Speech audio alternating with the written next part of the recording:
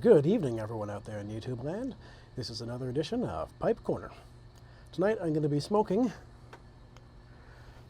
some of Paul Spaniola's private blend from Paul's Pipe Shop in Flint, Michigan.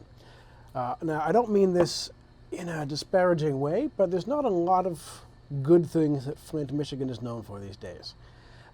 There's been a lot going on. Quick Google search will let you know what I'm talking about. One of the good reasons to visit Flint, Michigan will be Paul's Pipe Shop.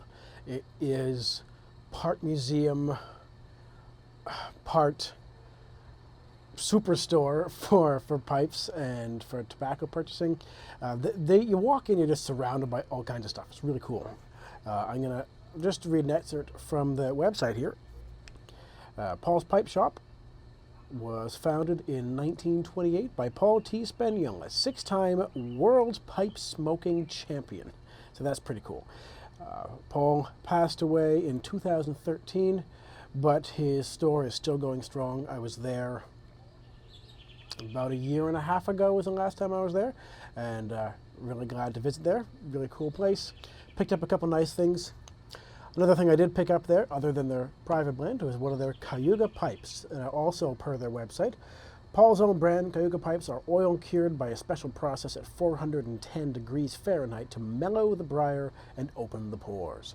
Oil curing makes the pipe smoke cooler and drier and also lighter in weight. Every one of the Cayuga Pipe bowls are treated with a miracle cake, which makes the breaking in of the pipe a pleasant smoke right from the start. There are no filters of any kind on Cayuga Pipes, which makes cleaning them much easier. You can run a pipe cleaner through them without taking them apart. So that's just the blurb on their website about the Cayuga Pipes. An oil-cured miracle cake. I'm not quite sure. It's in quotes. I'm not just air quotes. It's in quotes on the site. This is the tomato. I'd call it more of a squash tomato. I really like it. It's got a nice satin finish, and it's got a good feel in the hand. And it is Paul's Cayuga oil cured, and there's a little caricature of the Cayuga on there. I'll see if I can post a close-up on Instagram to kind of go with it. And I bought a couple of blends when I was there last, including the private blend. And what I couldn't get over was when I stopped that night, this was the one I wanted to try, and I opened it up, and this is the store. The store smells like this blend. It's uncanny how much I opened the jar and like I know that smell. I was just there. Of all the things in that store, of all the other pipe tobaccos that got in there, all the tobaccos that get smoked in the back room, because they do have a smoking lounge in the back. Of all those things, this is exactly what it smelled like. And I'm just gonna go for some jar notes here, just to let you know what I'm talking about. It's sweet. It's almost chocolatey. So like a chocolate raisin, but on top of that, there's just this 1960s floral perfume bouquet that just doesn't go away. So it's a sweet, chocolatey, raisiny, excessively floral topped tobacco. Now let me just go in and see what I thought about it the first time I tried it. Okay, here we are. It was October the 11th, 2019, the first time I smoked this. I smoked the Paul T. Spaniola's private blend. It is a floral aromatic, and I had said jar notes smell floral, just like being in the store. It was an easy light, medium body, floral diffused throughout. So those were some fairly succinct notes. Let's give it a smoke today.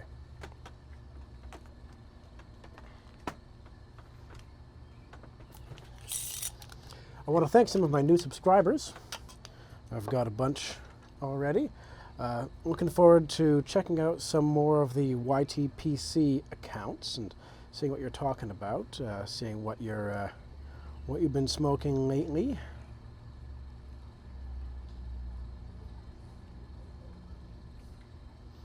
I'm also looking forward to stuff around here in Canada. In Ontario, we have just entered the first stage of reopening, so a lot of non-essential retail open today. Also, patios are open again, so we can go to the pub, which is something I am very much looking forward to.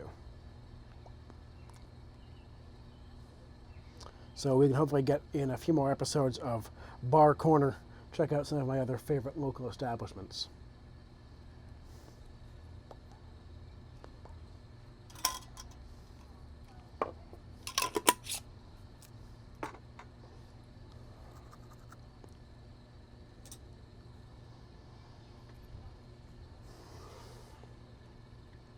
One thing that I want to bring up that I find of interest is that Paul T. Spaniola was, as I mentioned, as it says on the website, a 6-time pipe smoking champion.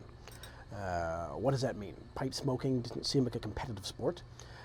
It's not about who can taste the most in it and who can blow the best smoke rings. Pipe smoking as a competitive sport is about how long you can keep your pipe going.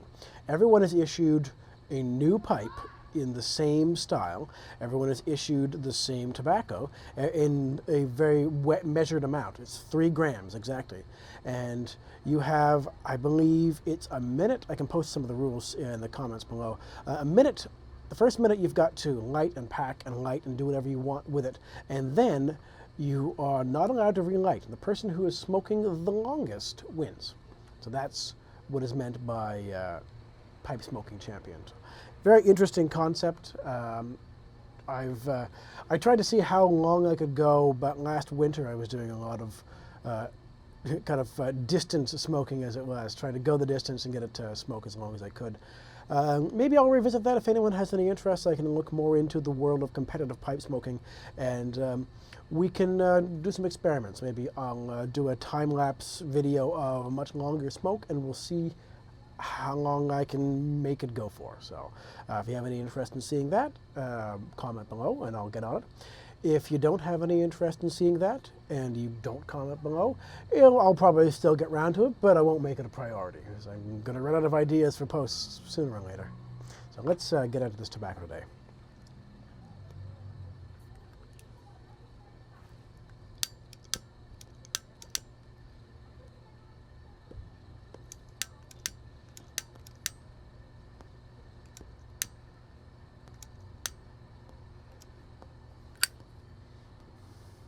It's not lighting very well. I think it's still a little bit damp from being jarred so freshly. Not recently, but jarred when it was so fresh, it's still a little bit damp.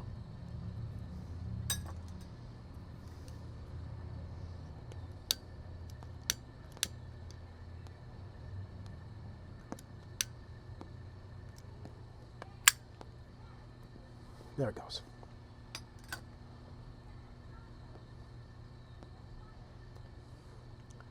In some ways, the sweetness underlying the floral topping reminds me of the LJ Peretti Burlington. It's got that cool honey profile to it.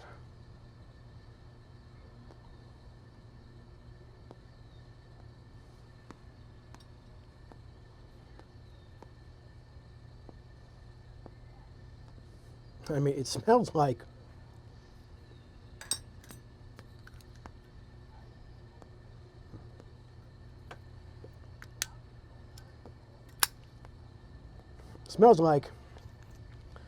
Grandpa was smoking a pipe and Grandma came in freshly after applying her perfume. This smells like a visit to the grandparents. That's really what it is. It's floral and tobacco-y. It's got a bit of a bite to it, a bit of a spice. So it wouldn't surprise me if there was a bit of perique in there, along with some Virginia and some burley.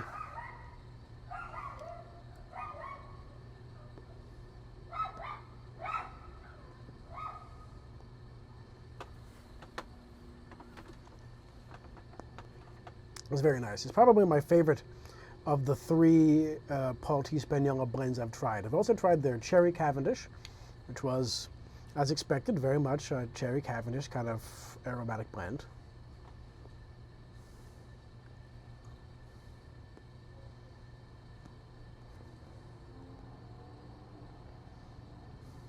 And I can't remember what the third one of theirs was that I tried, but I'll look it up. I'm sure I've still got it in my cellar, which I will be doing a video on. The OCD Piper asked me to do a cellar video, and I said I would go first, and that I expected him to go next. So, well, I can do mine pretty quickly. We'll see how long it takes him to organize a walkthrough of his cellar.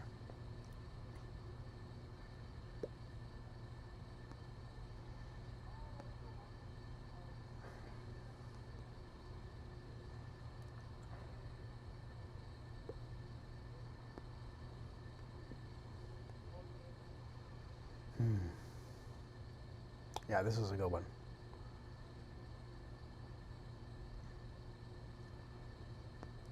I'm gonna have to do a series on Lakelands because I like the floral nature of a Lakeland. This one isn't quite Lakelandy. It's a little more artificial in its floral notes, but it's close. I'd say it was close. My favorite Lakelands have to be Grasmere, which is, as everyone knows, a floral balm, and everyone who's tried it knows that. And my absolute favorite is Ennerdale. The Ennerdale from Gareth Hogarth is just a fantastic blend. I've got 2 jars of it, and I need to get some more as soon as it's available again. So don't beat me to it.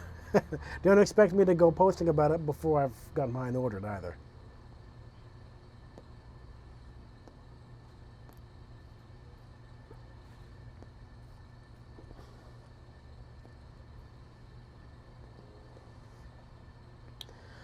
Well, I'm going to finish up this smoke, and then I'm going to head in for the night.